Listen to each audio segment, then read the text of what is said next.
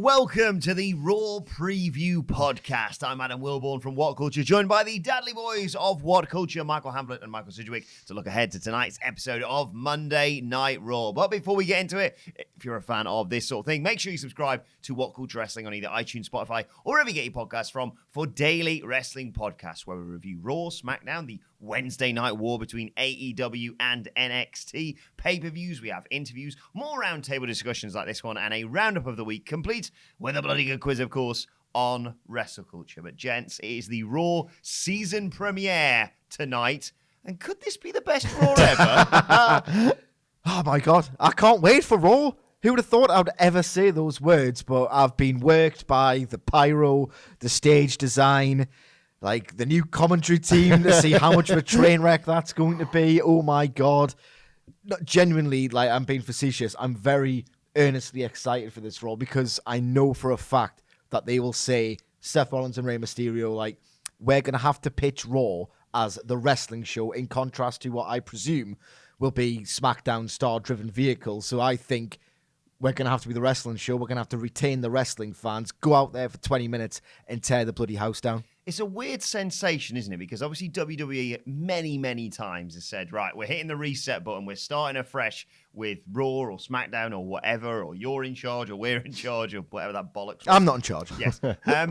But this genuinely feels like the start of something new. Not only because SmackDown is now the A show, but obviously this is one of the most important weeks in wrestling memory. It's International Podcast Day today, and it's my opinion that every podcast should be a Raw preview because there's so much to talk about. And as Sidgwick correctly points out, we are all being worked here because this is WWE doing their usual thing of saying, brand new era, Raw's not as important as it used to be. So that's the reverse of getting excited about something. We'll start of the week with the least important thing. But as I Vince said, McMahon isn't as bothered anymore. Yes, get in, yes, hype.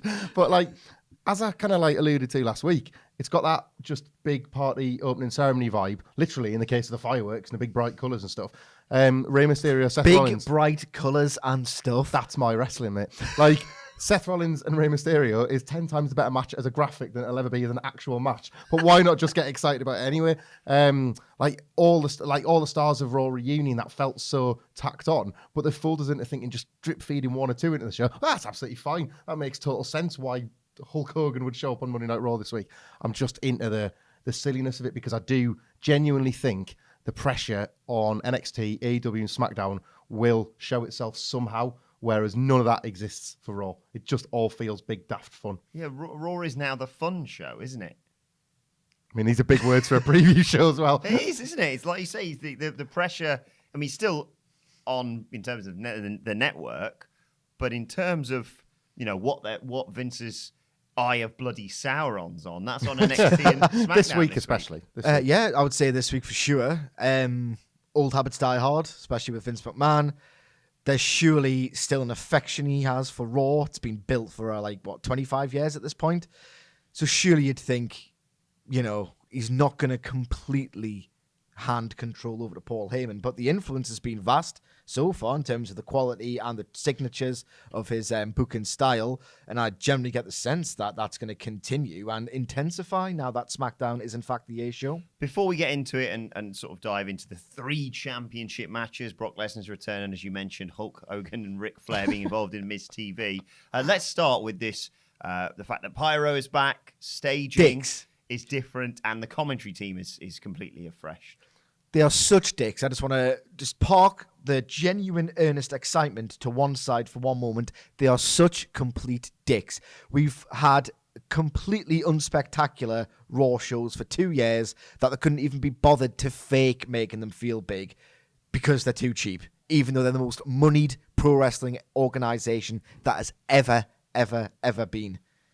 48 hours before Dynamite will show these idiots. We'll take away the one thing they've got. It's class, isn't it? It's so brilliant. Like, this has been teased out of them. That Pyro's been sat there all along just not getting used because they've got the money to do so. But I don't know. I feel like this is pettiness to be celebrated, isn't it? Like, I'm told that, Cody Rhodes smashing the throne is mint, and I'll take that, WWE. So is this not just them going low? Like, no company is going high anymore. WWE does it with clout and financial muscle and bullying their way into a network 2 weeks before there's actually a slot for them. Like, Cody's just got to respond with, actually good wrestling and a decent product. We might not have that decent product, but look at this massive stage we've just purchased. Like, Kevin Dunn can revel, like, for all that he gets justifiable grief for how matches look and how the staging of things backstage can, like, the blocking can just feel so tired. He's so good at this element of his job. For years, we've been allowed to anticipate WrestleManias just looking like such a visual feast and getting the keys to a brand new Raw stage or set. But do you know how, like, fast fireworks are and how many of them there are? Can you imagine the camera cuts between fireworks? I don't think I'm going to be able to watch the rest of the show after if I manage to just survive those that opening montage at the beginning. Phrase trigger finger, it's just a machine gun. Do you know what my mind just thought of? This is a very dated reference for you. I think there was a great story from years and years ago. I think it's The Who, where they put dynamite in their drum set to sort of finish the set off. And so one member was like, hey, put some dynamite in. And the other one thought, I'll probably put a little bit extra dynamite in there. And they basically deafened their drummer because it was just like a nuclear bomb inside the bass drum. They probably only put Cole, Graves and Renee on SmackDown because they were worried they'd blow them up by accident. They just put some guys that nobody really cares about at the desk. What about Jerry Lawler? It's fine. He's happy to go. He's cancelled anyway. So we killed him on Raw once before. Vic Joseph, Dio Madden and Jerry Lawler are the new team. How do you think they'll get on? Obviously, it's a weird eclectic mix. Vic Joseph had those brief moments as we saw on an old episode of Monday Night Raw, and by all accounts was very, very good. So refreshingly good. Yeah, Dio Madden obviously is a slightly more unknown quantity, and Jerry Lawler is a very known quantity in a completely different way. How do you think they're going to get on? Jerry Lawler back at large. It's going to be interesting, and I do genuinely think this week at least it will all be quite grateful for it. The commentary, the incessant rowing between Renee and Graves. Oh, and it's great they're friends in real life. I don't care that they're friends in real life and they're just enjoying each other's company, and this is how they choose to do it. It's not a pleasant viewing experience. I love in-jokes from people I don't know. Oh, they're the best, aren't they? Imagine freezing out 2 million people all at once. And 2,000,001, because Michael Cole never seems to know what the crack is. Like, it doesn't contribute to a wrestling show. You sense that Vic Joseph, in particular this week, will be working his hardest to be the wrestling commentator. Surely he's going to be getting things screamed down his ears, and we always hear about that Michael Cole is a traffic cop first and a wrestling commentator second. But this week he'll probably be given, quite a lot of rope to just actually try and call the matches. Jerry Lawler will presumably be on best behaviour because he can't believe his luck. And it's a free hit for Dio Madden, isn't it? Even he can't have thought in his wildest dreams 3 weeks after debuting on 205 Live or whatever it was that, we're going to put you on the flagship, mate. So he's going to be just full of beans. And I imagine it'll feel like proper commentary. Lawler will have to try and keep up with two guys that are bringing their best and wanting to call a good wrestling show. Are you excited for the commentary? A three-man booth? Morbidly. I mean, there's no chemistry there. But in a sense, that might be a good thing. Yeah, I think so. Polished and routine and workmanlike that to get different voices who are different to one another might at least bring some of a different kind of manic energy to the show. On this week's, or I should say last week's Wrestle Culture, I tried to count how many championship matches we are getting this week. And I didn't even accommodate for the 3 championship matches we're getting on Raw. We all knew, of course, about Rey Mysterio versus Seth Rollins for the Universal Championship. We're also getting the tag titles being defended. Rudolph defending them against Heavy Machinery. Jesus Christ. And a United States Championship match between AJ Styles and Cedric Alexander. How do you see those matches going? And, more importantly, how do you see WWE prioritizing them? Because one would sense the Universal Championship match may not have a clean finish. And you can see the match that they're clearly focusing on as the sort of work rate match outside of Seth and Rey. But then there's also the tag titles match. Could we see a title change tonight? I think we'll see one title change. I think Cedric Alexander will beat AJ Styles for the title, even if it's a result that is swiftly reversed. And that will not retcon the fact that they've booked Cedric so poorly. It'll just be like ineffectual make good for me. However, regardless of how they've booked him or whatever, it's that kind of match that I suspect the audience will be cold for the first 5 minutes, and then the last 10 will just be fire because the brief chemistry they've been allowed to show has been excellent. So I think they'll win the crowd over in the end. I think we will get a title change in that. Heavy Machinery versus Rudolph. Do I care? It'll be good on the night, but I can't really anticipate it being anything because I've not really been given cause to invest in either team. Fans are hugely behind Heavy Machinery now, though, aren't they? I mean, I guess they're getting over. They are getting over, and not just in that typical WWE way of, the last 5 minutes are really good because the talent's really good. Just park the booking to one side. Now, Heavy Machinery have been getting over in cameos. I'll be less flippant, so that should be good. But Seth versus Ray, I've got incredibly high expectations for this. Stem Cell Ray is absolutely fantastic. Seth Rollins, as he's said on Twitter, and you've got to believe he's not talking crap, genuinely seems incredibly motivated for this. So I've got incredibly He's not going to high... take his ball and go home? No. Okay, good. He works for the WWE and he's sticking around. Everyone else can take that ball and go home. He's fine. He already is home. Oh, God, he'd tweet something like that, wouldn't he? Yeah, but yeah, genuinely, that Seth Ray match is going to be fantastic. I really hope so. I've got tempered expectations in comparison to Sidgwick because I don't want to be as critical tomorrow morning. And I think Sidgwick likes that height and expectations so he can just absolutely rattle it. That's not what I'm doing. When it's a total and He's utter a new letdown. man this week. Yeah. I think you should care about Heavy Machinery because I think that's where the title change is happening. Vince McMahon can't ogle his female staff's tits anymore. So he's told Otis to take that singlet off and he Wow. enjoys them instead. Like, that guy's been topless on SmackDown for 3 weeks and clearly you can hear Vince shouting through the commentator's ears how much he loves that stuff. They're winning the belts. I think Heavy Machinery will win the titles tonight because, as you say, they have gotten over very quickly. And I just think that they want to capitalise on that with these belts that they've proven time and time again they just don't care about. They've been in worse hands than Heavy Machinery. You know, like these have been with the B team and they've been with Braun Strowman and Nicholas. It's not that wild to pluck Heavy Machinery from SmackDown and have them win these titles when they're not exactly going to draw ratings on Friday night. So I think that's where the change is because it's a bit of a freebie. Do you think Rey Mysterio is going to beat Seth Rollins? I don't see that match having a finish. It's a rhetorical question, man. I don't see it happening. The Fiend's destroying Ray, isn't he? Well, this is going to be my follow-up question. Does the Fiend make an appearance tonight? Yeah, of course it does. It's a go-home show, isn't it? Yeah. Yeah, I go keep home. forgetting that Hell in a Cell's on. Yeah. It's the maddest week of wrestling I know, ever. that's how packed this week is. Yeah, surely he makes an appearance, protects Ray, I guess. It's the sort of thing where usually I hate this kind of finish, but I mean, you can revisit Seth Ray down the line if it's a total banger. Will they... I don't want this to happen, really, but is there a way that they make this sort of convoluted finish where, I don't know, Ray's setting up for the 619 or whatever and looks like he might be about to win it, and then obviously the Fiend interferes and they make the Hell in a Cell match a triple threat match so that the Fiend can beat Ray to protect Seth? I don't want that to happen, but is that a feasible thing that WWE could do this week? No.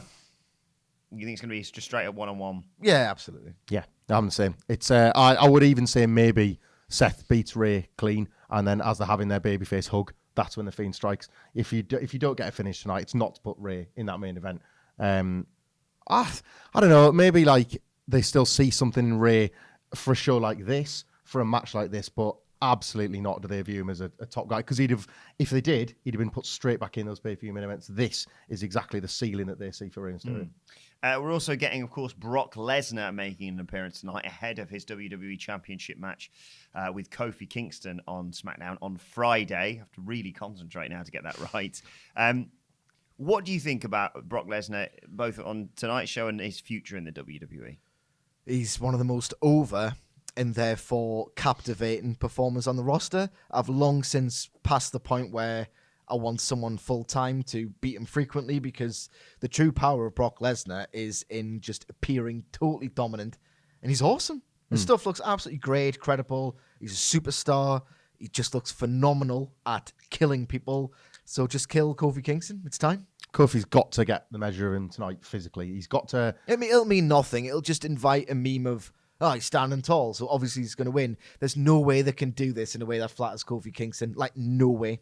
I think that's what they've got to challenge that idea. They have to. It's pro wrestling. They've got to try and have everybody suspend their disbelief for 5 minutes before Brock beats him on Friday night. So I think there's especially because this is probably going to be Kofi's last act as WWE champion. There's no harm in letting him go out on a high by somehow gaining a kind of physical advantage. And the fact that, like, I can't even imagine how he would do that means that they might be forced to come up with something creative. They might have to, try and recreate a version of the Orton bump, but make it over again, because the reuse of that recently wasn't that great.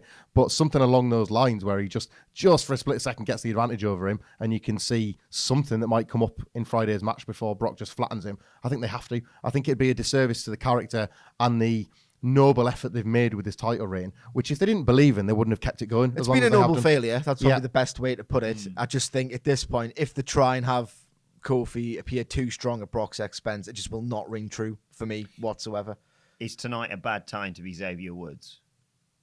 Not the Fiend. No, I'm thinking more Hates of Bray Brock Wyatt, Lesnar. doesn't he? Brock Lesnar destroying the rest of it, and it's not going to be Big E that takes that bump, is it? Oh, that's a good point, actually. Yeah. And Xavier Woods is an incredible babyface in these situations. There's been so many New Day matches. Like, my favorite incarnation of the New Day tag team is Big E and Xavier, Yeah. by far, because he's just such a great and relatively unheralded babyface pro wrestling performer. That's a really good idea. He looks great at looking sympathetic. Obviously, they're going to, despite the fact that SmackDown is the big show for as is NXT this week, but they're going to use Monday Night Raw to obviously not only hype SmackDown but also NXT. Do you see more people from NXT and SmackDown making an appearance on this show? The one I suggested was obviously Shane and Kevin Owens. We haven't had KO give Shane that stunner leading into their ladder match on Friday. I get the impression from the way the storyline's been handled and the quick-ish resolution that the company's virtually embarrassed at this point of the fact that they've botched the build. So I think a video package at best. I don't think we'll get an in-ring angle on Raw, certainly. No, there doesn't seem to me to be the thirst for them to do any more other than have this match. And God forbid the reactions if Shane somehow wins as well. Yeah. I think they've kind of explored every last option they could do to try and keep Owens hot before this match. And they've just about managed it and walked that way for the entire road. Themselves. Yeah. So I don't think there's any reason to go near that again now. I am more interested in if they've got anything more in them to promote NXT beyond just putting that little graphic at the bottom saying limited commercial interruptions. I don't know if that means bringing somebody to appear backstage on Raw or having somebody appear in the ring. I don't know what necessarily that good that would do them, but this week especially, because they've kind of played it down a little bit over the last 2 weeks. They haven't. We all probably assumed that they would be big on saying, and don't forget Wednesday night NXT. They have to do it this week. There's a pressure on to do it. We've sort of spoke about this ever since we knew about the dates of not only NXT but AEW, perhaps that they were sort of keeping the handbrake off until this week. So yeah, do you see perhaps I don't know, in our wildest dreams, an Adam Cole backstage promo or a Matt Riddle backstage promo, perhaps? I think they should, because it would be exactly one more promo than they've done to build up the match on NXT itself, which I feel has been a flaw on the first two shows so far. I would certainly like to see that, because at the minute, with NXT in general, I think for whatever reason, they've only asked one emotion of me, and that's excitement. I've experienced no other emotions watching this NXT on USA era so far, and I don't think the promise of, well, this match is going to be great and it's got stakes behind it is quite enough. So I think it would be a clever move for them to build it in some way. Not least just informing people that it exists. This is a USA Network project just like Monday Night Raw is. There might be, we can assume from the rating at least, there's 1 million people that haven't yet bothered that would watch Raw that have given NXT a turn. That's not to say that they don't know NXT exists, but they might not be ever given a reason to care if they've never watched a takeover or anything like that. Don't assume that of your Monday Night Raw audience. Tell them, this is a 3-hour window for you to advertise the other things you do as well, and it makes sound business sense to drop it in if you can. That, oh, by the way, we've also got this other product that we think is just as good.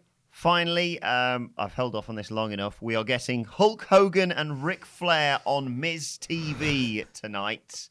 Thoughts? Low key, this is my most anticipated segment, because you've got a guy who they don't trust with a microphone and a guy they shouldn't trust with a microphone who gets a microphone in the same segment. This is potential car crash TV, this. Like, they literally don't like Ric Flair talking. They just don't. If you count back his previous appearances on Raw, let's just have Batista effectively try and kill him before he can talk. There was a reason for me why they did all that backstage. He didn't talk at all during the Raw reunion, did he? No, he didn't even talk when he picked Sasha Banks over his own daughter during their feud. He just kind of came out and raised her arm and pointed at her. He wasn't even allowed to say why he'd abandoned his own daughter in favour of Sasha Banks. They don't trust him with a microphone. Hulk Hogan is... he's going to get booed, isn't he? Yeah, which is going to be great. No. He's not going to get booed. The Street Profits are going to bring him out. That's what's going to happen. That is a horrifically cynical suggestion. So cynical, in fact, that's probably true. Because they got away with it. That was very much the phrase to employ when, God bless him, Mean Gene Okerlund died. That was the most disgusting promotional tactic of the year. That award in the Observer Awards is sewn up big time for me. So they got away with it there. He was booed last week at the mere mention of his name. The WrestleMania, and he essentially built that show. So he didn't really get a massive boo there, and the surprise factor helped. We know what's happening. There's no real excuse to be respectful towards Hogan, so I think he's getting booed. I think it'll rattle him. I think it'll manifest in a gloriously botched promo. I can't wait. There's no major story here either, which I quite like. So the fans could hijack this thing. Like The Miz and Ric Flair historically had awful babyface chemistry together. So they were never likable as a pair when they were together. Nobody potentially is going to like Hulk Hogan, so there could be boos. The only thing that I think could save this is if they try and tie this to Miz's recent feud with Shinsuke Nakamura and Sami Zayn just tearing the whole thing to shreds. Hulk Hogan talking about a Japanese wrestler. Do you honestly think that's a good idea? He's going to point fingers at Sami Zayn instead. Some little skinny Canadian kid instead it's a safe area for Hogan to like hit him with a big boot or something. I don't think there's anything safe with the idea of Hulk Hogan and Shinsuke Nakamura in the same orbit. One final suggestion. Not remember WrestleMania 9. Aside from, obviously this Universal Championship match, could The Fiend interfere on Miss TV instead? They don't want to get him cheered. Realistically, they seem to me to enjoy the fact that he's a really hot act, but I think their traditional sense of storytelling will always indicate to me, we don't want him cheered. Don't put him in a position to get cheered. If he mandible claws Hulk Hogan, knowing the evidence sentiment, and it's not just me with a cardigan and a sweater and a pair of glasses who are don't be a cook, he apologised. He didn't apologise. It's not just me. Like, people booed him last week. So they're probably thinking, right, okay, we're going to have to really carefully manage this reaction to Hogan. I just can't see the Fiend getting involved. He's very selective with which legends he decides to want to put away, which has me a bit concerned. Oh, I'm a bit scared of him. They don't like it, do they, when two guys have got the same name because they think it causes confusion? Like, if he's there's only one Fiend in the ring, and it's not Bray Wyatt. Like, they can't have like an overlap of gimmicks there. As much as it makes total sense from where the characters are about a month ago, I think they've elevated him to this title program so quick. It's almost like a backward step if you think, I best take out one more legend. Either way, gents, I cannot wait for Monday Night Raw. Imagine saying those words. And this whole week of wrestling, to be perfectly honest. I might even not watch it on double speed. Let us know your thoughts in the comment section below. And don't forget to like, share, and subscribe. And make sure you subscribe to What Culture Wrestling on either iTunes, Spotify, wherever you get your podcasts from for daily wrestling podcasts. Plus, you can let us know your thoughts on Twitter at WhatCultureWWE. And watch there, follow all three of us. You can follow Michael Sidgwick at Sidgwick. You can follow Michael Hamflett at Michael Hamflett. You can follow me at Adam Wilbourn. As I said, follow us all at What Culture WWE. This has been the Raw preview. My thanks to the Dadley boys. Thank you for watching, and we will see you soon.